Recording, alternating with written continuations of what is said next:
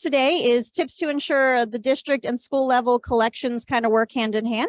We are from a school district in Maryland, so maybe about an hour and 15 minutes from here. I work in an elementary library. I'm Dina Kropkowski. I'm Corinne Mank. I worked in secondary library schools. I kind of worked at a unique school where we were a synchronous virtual school for the last 2 years. So we had a lot of reason to use digital books because getting physical books in the kids' hands was a lot more challenging. And we have two other folks here within our district as well, so they can answer any questions. There we go. Okay. So as I said, we are just south of here in Maryland. Our school district is about 38,000 plus students that have access to Sora, around 5,000 staff members. And we are currently now, since COVID, a 1-to-1 ratio school district. So a little bit of background on how we kind of got started. In the fall of 2019, in the state of Maryland, we have a consortium, which are all of the leads in the district, and they kind of come together and they usually do a presentation from various vendors and you kind of sift through. So yep. So what kind of really appealed to us at that point in time was the no hosting fees with Sora, the integration with Clever, and at that time, our current learning LMS that we had. There's also the ability to integrate with your public library, so students can connect that public library card, so then they have even greater access to ebooks and audiobooks. The ability to filter, this was huge, the ability to filter appropriate age levels once you are in with Sora for the various age groups, and then really quick turnaround from the time you put something in your cart to when the kids actually have access to it. So that kind of was on our radar at that point.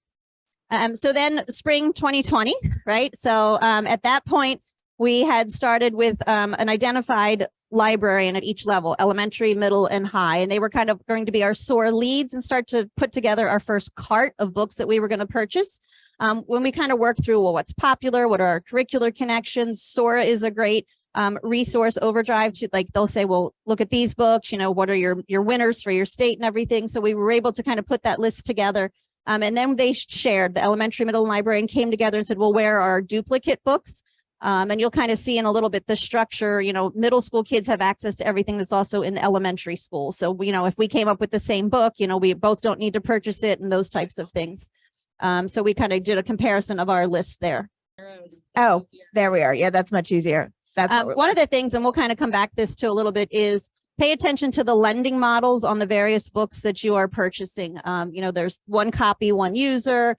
So just as you're sifting through and you're looking at books, and trying to think about, you know, where are we going to get the best bang for a buck and how many students need access to this? Is it a popular one? Should we have multiple students checking out with it? So we'll kind of come back to it. But as we were putting that first shopping cart together, really pay attention to those lending models. Mm-hmm. Can I add something? Please do. Okay. So one copy, one user is like you buy a physical book, basically. You own that book forever. It's actually better than a physical book because a physical book gets lost or damaged and you have to get rid of it. But that's the best model generally, but unfortunately it's very publisher restricted as to what you can, you know, the publisher is the one that decides what model their book is being offered in.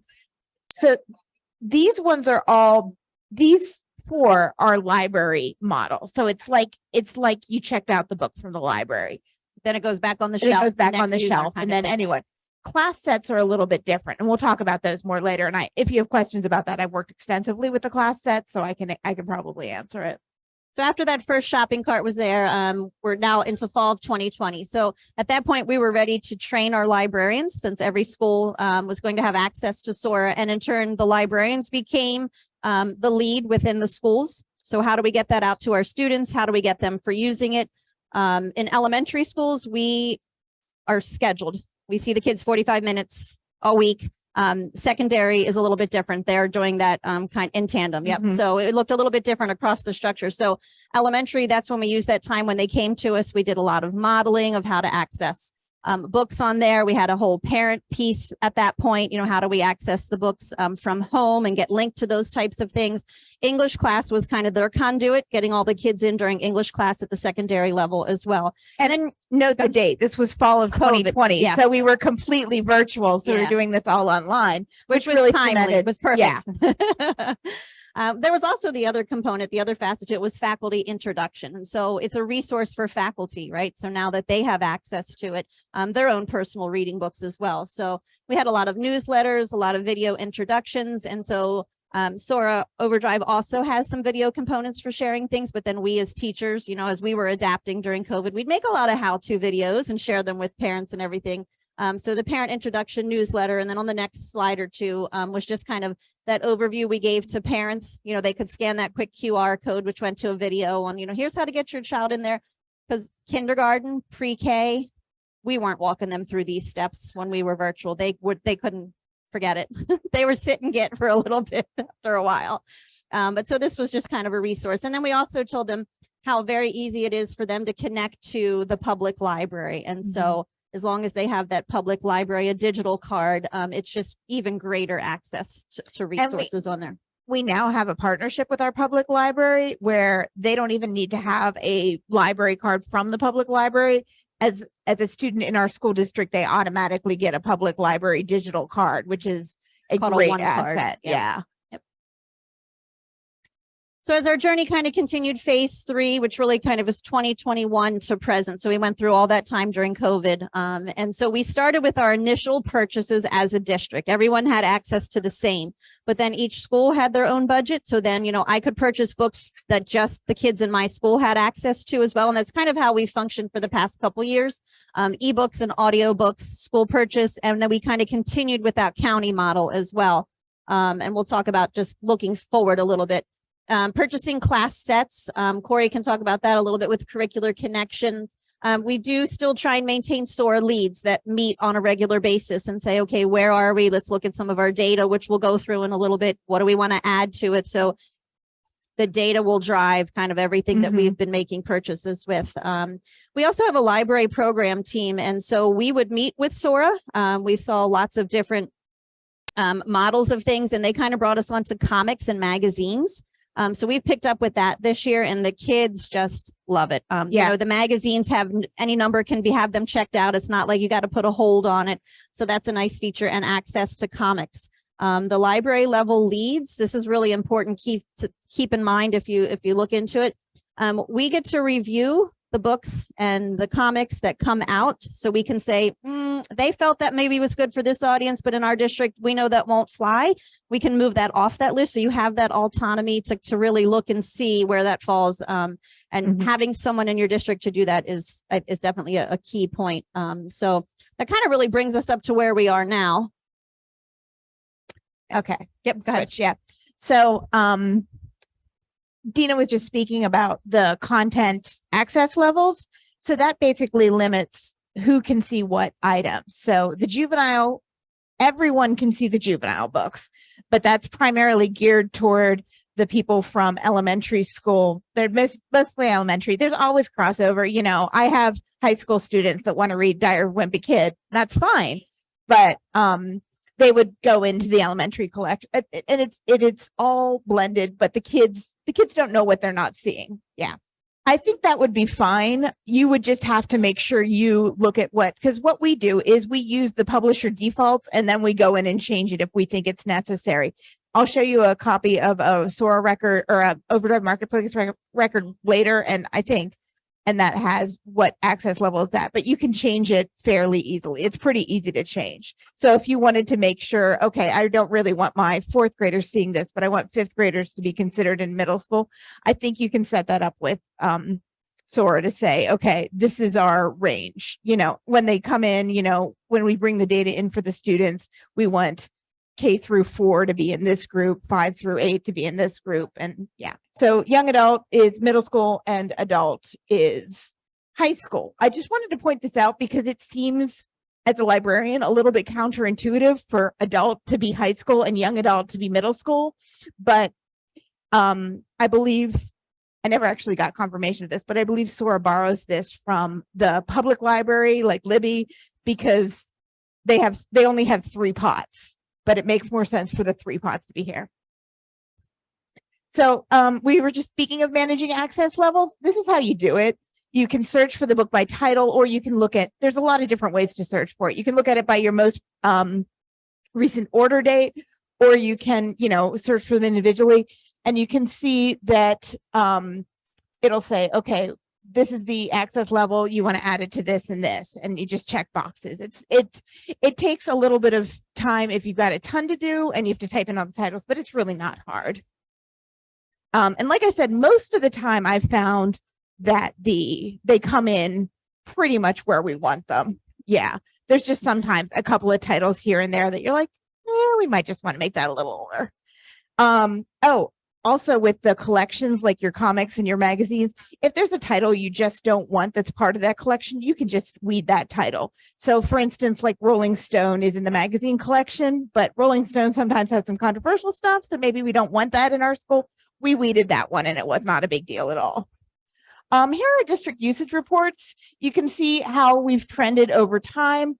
This is 2023. It looks like we haven't, but it's only half a year. You know, you can see our numbers have gone up consistently since we got the program.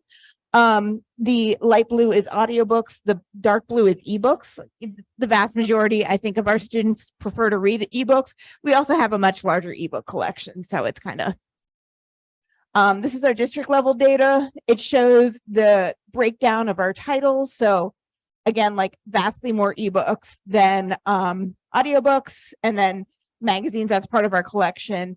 But you can see our total number of titles and our total number of copies. A lot of times we have more copies than titles. We need multiple copies of the book. This is one of the reports that we use to kind of guide our purchasing.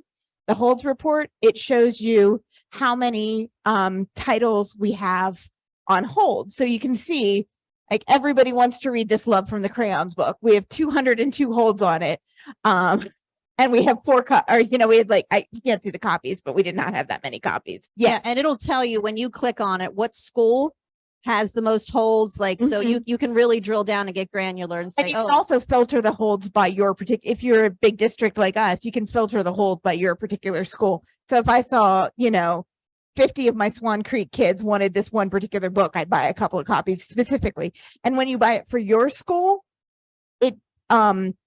your kids are basically like, they're the only ones that can check that book out. So it kind of limits, they can still check out books that are in the general collection, but they don't even see this. This is all seamless. But I know that they have an advantage. They have access to books that other people don't, right? Okay. This is our district usage report of, over a course of a month. You can see that our kids are reading like most consistently during the school week, which is, it is what it is, but you can see that we do get some pretty good, there is some on the weekends, and we get some pretty good numbers, honestly. So, that's just nice.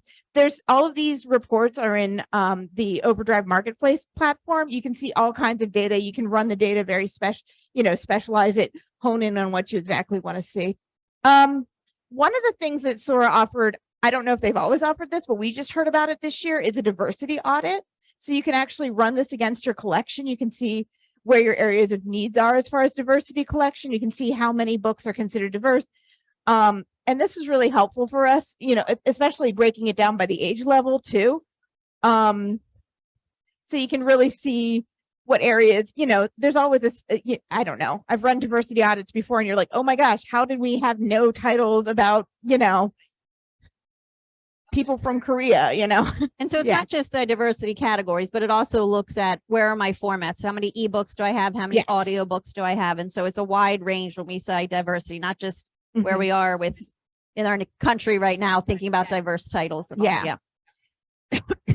this is just, another form of what we have. We can see the different areas and where we have ebooks, where we have audiobooks, different things like that. Oh, one of the really cool things you can do in Overdrive Marketplace for your Sora page is curate collections. So Sora has collections that they pre-curate for different, a lot of times they're during different holidays.